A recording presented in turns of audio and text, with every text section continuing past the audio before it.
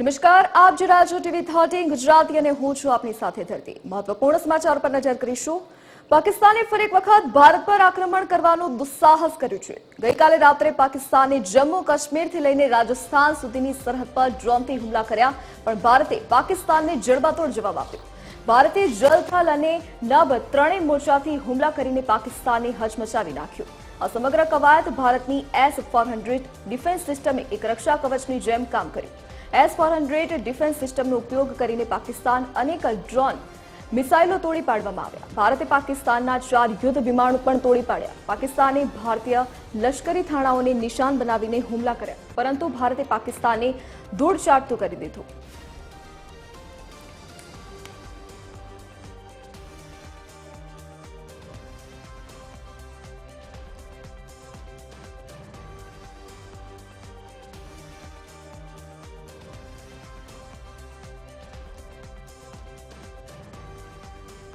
તો ગઈકાલની ઘટનાની વાત કરીએ તો ભારતનો પાકિસ્તાનને જડબાતોડ જવાબ આપવામાં આવ્યો છે। ભારતે પાકિસ્તાનના 4 યુદ્ધ વિમાન તોડી પાડ્યા છે।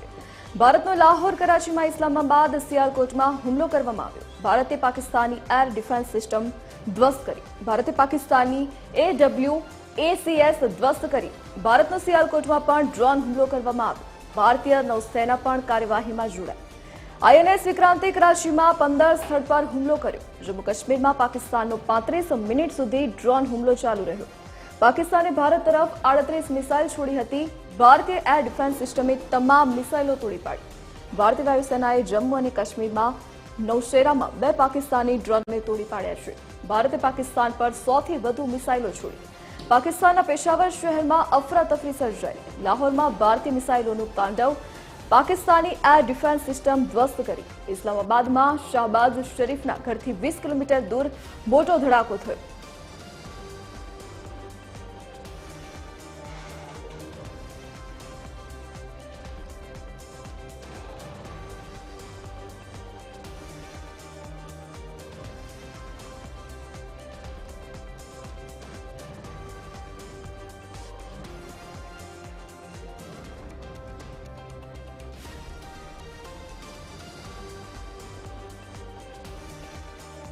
તો ગઈકાલે પાકિસ્તાને ભારત પર હુમલા કરવાનું દુસ્સાહસ કર્યું, તો ભારતીય નૌસેના પણ આ કાર્યમાં જોડાઈ તમામ હુમલા ધ્વસ્ત કરી દેવામાં આવ્યા છે। INS વિક્રાંતે કરાચીમાં આ હુમલાનો સામનો કર્યો। તો જમ્મુ કાશ્મીરમાં પાકિસ્તાનનો 35 મિનિટ સુધી ડ્રોન હુમલો ચાલુ રહ્યો હતો। તો ભારતે પાકિસ્તાન પર 4 યુદ્ધ વિમાનો છોડ્યા। પાકિસ્તાને ભારત તરફ 38 મિસાઇલો છોડી હતી।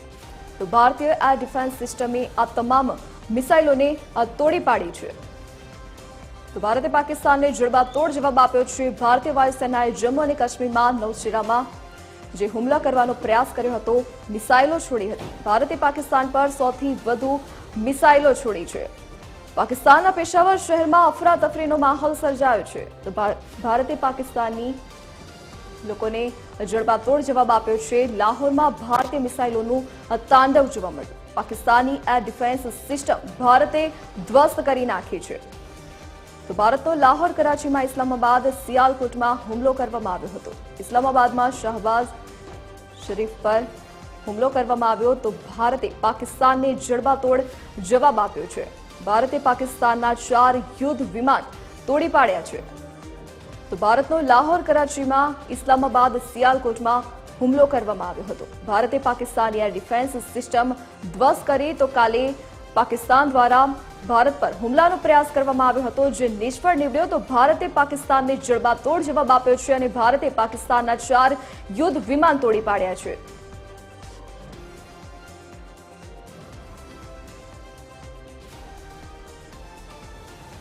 તો આજ મુદ્દે વધુ જાણકારી સાથે એસોસિએટ એડિટર અરુણ શાહ આપણી સાથે લાઈવ જોડાઈ ગયા છે। જી અરુણ, ગઈકાલે ફરી એક વખત પાકિસ્તાને ભારત પર હુમલા કરવાનો પ્રયાસ કર્યો હતો, જો કે તે નિષ્ફળ નીવડ્યો છે। સૌથી મહત્વપૂર્ણ કહી શકાય ધરતી કે જે રીતે ભારત અને પાકિસ્તાન વચ્ચેનું જે યુદ્ધ છે, એક રીતે કહી શકાય કે તેના યુદ્ધના એંધાણ યુદ્ધ શરૂ થઈ ગયું છે તેવું કહીએ તો અસ્થાને નહીં ગણાય। ને ખાસ કરીને ભારતીય સેનાએ જે રીતે તૈયારી કરી છે તેના સંદર્ભમાં જડબે સલાક જવાબ હવે પછી જ્યારે પાકિસ્તાનને આપવા માટેની શરૂઆત થઈ ગઈ છે। સૌથી મહત્વપૂર્ણ વાત જો ગુજરાતની જોઈએ તો જ્યાં સુધી ગુજરાતને એલર્ટ કરવાના સંદર્ભમાં જો વાત કરીએ તો ગુજરાતના તમામ હવાઈ દળ, નૌકાદળ અને જે ભારતીય સેના જે છે તેના માટે સંપૂર્ણ રીતે સક્ષમ હોવાની વાત સામે આવી છે. સૌથી મહત્વપૂર્ણ રીતે કહી શકાય કે ગુજરાતમાં મુખ્યમંત્રી ભૂપેન્દ્ર પટેલના નેતૃત્વમાં ગત મોડી રાત્રે આ સંદર્ભેની એક મહત્વપૂર્ણ બેઠક યોજવામાં આવી હતી અને તેના સંદર્ભમાં સમગ્ર આયોજન હતી તેની પણ સમીક્ષા કરવામાં આવી છે. સૌથી મહત્વપૂર્ણ રીતે જોઈએ તો જે કચ્છનું જે ખાસ કરીને જે સુરત ખાતે જે અઠવા છે ત્યાં આગળ મહત્વપૂર્ણ રીતે કંટ્રોલ રૂમ કાર્યાન્વિત કરવામાં આવે છે.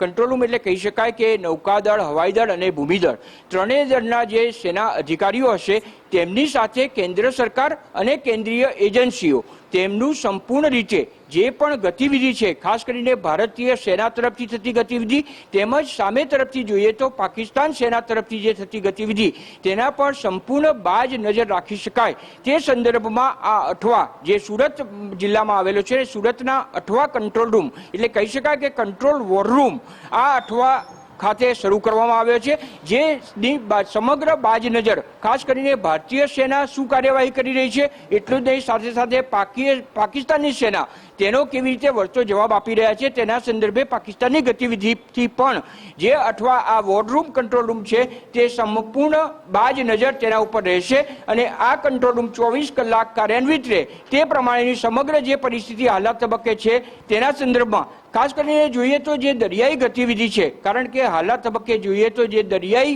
યુદ્ધ થાય તે મોટા પ્રમાણમાં પ્રવર્તે છે અને તેના સંદર્ભમાં દરિયામાં કયા પ્રકારની ગતિવિધિ રહેલી છે તેના સંપૂર્ણ બાજ નજર રહે તે પ્રમાણેનું પણ આયોજન કરવામાં આવ્યું છે. આ સંદર્ભે જોઈએ તો જે રીતે મરીનની ટીમ જે હોય એ 23 જેટલી કંપનીઓ આના માટે દરિયામાં પણ તૈનાત કરવામાં આવી છે. સંપૂર્ણ રીતે જોઈએ તો કોઈ પણ પ્રકારની પરિસ્થિતિ આવે, ખાસ કરીને નૌકાદળની જે પરિસ્થિતિ છે તે હવાઈ હુમલા જો કરવામાં આવે તો હવાઈ હુમલા તેમજ દરિયાઈ હુમલા કરવામાં આવે તો દરિયાઈ હુમલા, કોઈ પણ પરિસ્થિતિ તેમજ ભૂમિ ઉપર જો હુમલા કરવામાં આવે તો ભૂમિ હુમલા સહિતની તમામ પરિસ્થિતિને પહોંચી વળવા માટેની સંપૂર્ણ તૈયારી થઈ ચૂકી છે.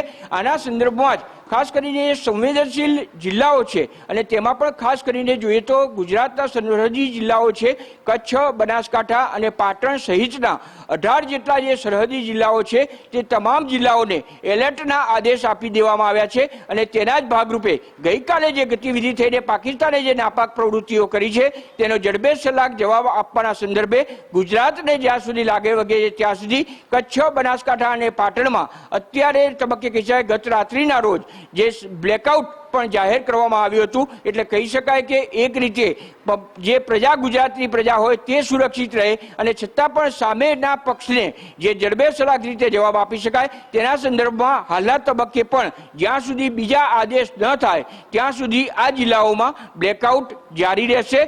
સૌથી મહત્વપૂર્ણ રીતે કહી શકાય કે આ સરહદો ઉપર, દરિયાઈ સરહદ ઉપર તમામ જિલ્લાઓમાં જે રીતે કહી શકાય કે ભારતીય સેનાને કોઈ પણ પ્રકારની નુકસાન પહોંચે, જનહાનિ થાય અથવા જે રીતે કહી શકાય કે કોઈના માનવ મુશ્કેલી, માનવ સર્જિત કોઈ આફત સર્જાય તો તેનું નિવારણ કરવા માટે અને ખાસ કરીને કોઈ હુમલા કરવામાં આવે તેમાં કોઈ ઈજાગ્રસ્તો થાય તો એ ઈજાગ્રસ્તોને તુરંત સારવાર મળી રહે તે પ્રમાણે પણ સમગ્ર આરોગ્ય તંત્રને, ગુજરાત સરકારના આરોગ્ય તંત્રે આ સંદર્ભે પણ સંપૂર્ણ આયોજન કર્યું છે. પ્રાપ્ત થયેલી વિગત મુજબ અલગ અલગ જિલ્લાઓ જે સંવેદનશીલ જિલ્લાઓ છે ત્યાં અલગ અલગ પ્રકારે 75 જેટલી વધારાની એમ્બ્યુલન્સ સેવા પણ ઉપલબ્ધ કરવામાં આવી છે. હાલના તબક્કે જોઈએ તો 323 જેટલી એમ્બ્યુલન્સ સેવા છે તેમાં 75નો વધારો કરવામાં આવે છે. ખાસ કરીને જોઈએ તો બનાસકાંઠામાં 15, દ્વારકામાં 5, ગીર સોમનાથમાં 5, જામનગરમાં 15, કચ્છમાં 20, પોરબંદરમાં 5, મોરબીમાં 5, પાટણમાં 5 આ પ્રમાણે 75 જેટલી વધુ એમ્બ્યુલન્સની સેવા કરવામાં આવી છે. મેં અગાઉ જણાવ્યું તે પ્રમાણે કચ્છમાં ખાસ કરીને હવે પછી જોઈએ જે પણ પરિસ્થિતિનું સર્જન થયું છે ને તેના સંદર્ભમાં માછીમારીની પ્રવૃત્તિ પર ચોક્કસ રીતે ગુજરાત સરકારના મત્સ્યોદ્યોગ વિભાગ દ્વારા પ્રતિબંધ ફરવામાં આવ્યો છે. ખાસ કરીને જોઈએ તો કચ્છ જિલ્લાના લખપત, નારાયણ સરોવર અને જખૌ આ 3 બંદરો ઉપર માછીમારની પ્રવૃત્તિ પર સંપૂર્ણતઃ પ્રતિબંધિત અંગે સરકાર તરફથી આ સંદર્ભે વિધિવત રીતે કહી શકાય કે જાહેરનામું બહાર પાડવામાં આવ્યું છે ને ખાસ કરીને બીજા આદેશ સરકાર તરફથી જાહેર ન થાય ત્યાં સુધી કોઈ પણ માછીમાર અથવા માછીમારની બોટ તેને આ દરિયાઈ વિસ્તારમાં લઈ જવા પર સંપૂર્ણ પ્રતિબંધ ફરવામાં આવ્યો છે। એટલું જ નહીં પરંતુ આના સંદર્ભમાં કોઈ પણ માછીમાર અથવા કોઈ પણ બોટ સવાર જો તેને દરિયાઈ વિસ્તારમાં લઈ જવા માટેનો પ્રયાસ કરશે તો વિધિવત રીતે તેને જે જાહેરનામાનું ભંગ છે તેની સામે નિયમસરની કાર્યવાહી કરી તેને સજા સહિતની જે વિધિવત કાર્યવાહી છે તે પણ કરવામાં આવશે। એટલે સૌથી મહત્વપૂર્ણ રીતે કહી શકાય કે હાલના તબક્કે જે રીતે ગુજરાત તરફથી જોઈએ તો સંપૂર્ણ રીતે ગૃહ વિભાગ તરફથી તેમજ ખાસ કરીને હવાઈ દળ, ભૂમિદળ અને નૌસેના આ ત્રણેયના સંપર્કમાં રહીને સરકાર સાથે સંપૂર્ણ સંકલન સાધીને કોઈ પણ પ્રકારની પરિસ્થિતિ આવે તો ગુજરાત સરકાર તેનો સામનો કરી શકે। એટલું જ નહીં પરંતુ ખાસ કરીને દરેક નાગરિકોને પણ સતર્ક કરવામાં આવ્યા છે અને તેના જ સંદર્ભમાં એક મોક ડ્રીલ પણ પરમ દિવસે જે રીતે યોજવામાં આવી હતી એ મોક ડ્રીલ સફળ રહી હતી। ખાસ કરીને નાગરિકોનો સહકાર પણ આની સાથે રહે કોઈ પણ પરિસ્થિતિ સર્જાય તેનો હિંમતપૂર્વક આપણે સામનો કરી શકીએ તે પ્રમાણે સંપૂર્ણ સજ્જતા સાથે હાલના તબક્કે જે પરિસ્થિતિ આવી રહી છે તેમજ હવે પછી જે સંભવિત પરિસ્થિતિ આવવાની છે તેનો હિંમતપૂર્વક સામનો કરીએ। સૌથી મહત્વપૂર્ણ રીતે આપણે આપણી રક્ષા આપણી જાતે કરીએ તેના સંદર્ભમાં તેમજ સલામત રીતે આપણે સુરક્ષિત રહીએ તે સંદર્ભેનું સમગ્ર આયોજન ગુજરાત સરકાર દ્વારા કરી નાખવામાં આવ્યું છે। પ્રાપ્ત થયેલી માહિતી મુજબ મુખ્યમંત્રી ભૂપેન્દ્ર પટેલ તેમજ સમગ્ર પ્રધાનમંડળના સભ્યો આ જે ગતિવિધિ ચાલી રહી છે ખાસ કરીને ભારત અને પાકિસ્તાન પરની જે સમગ્ર પ્રવૃત્તિ જે ચાલી રહી છે તેના પર તેમજ તેના સંદર્ભમાં કેન્દ્ર સરકાર દ્વારા લેવાઈ રહેલા પગલાં ઉપર હાલના તબક્કે ગુજરાત સરકાર સંપૂર્ણ સંકલનમાં છે અને તેના આધારે કેન્દ્ર સરકારની જે પણ માહિતી મળે તેને પણ ગુજરાતમાં શેર કરીને તેનો ઉકેલ લાવવા માટે સંપૂર્ણ રીતે તંત્ર કટિબદ્ધ છે અને આજે સવારે 10 કલાકે આના સંદર્ભમાં એક મહત્વપૂર્ણ બેઠક યોજવામાં આવશે। મુખ્યમંત્રીના અધ્યક્ષસ્થાને આયોજિત આ બેઠકમાં સંપૂર્ણ પરિસ્થિતિની સમીક્ષા કરવામાં આવશે અને આ સંદર્ભે મીડિયાને પણ તેનામાંથી અરુણ વિગત બદલ આપનો આભાર। તો ભારત પર જે હુમલા થયા હતા તેને પહોંચી વળવા માટે હવે ભારત સરકાર સજ્જ છે। તમામ સુરક્ષા વ્યવસ્થા કરી દેવામાં આવી છે। બેઠકોનો દોર શરૂ થયો છે તો તમામ સુરક્ષા વધારી દેવામાં આવી છે।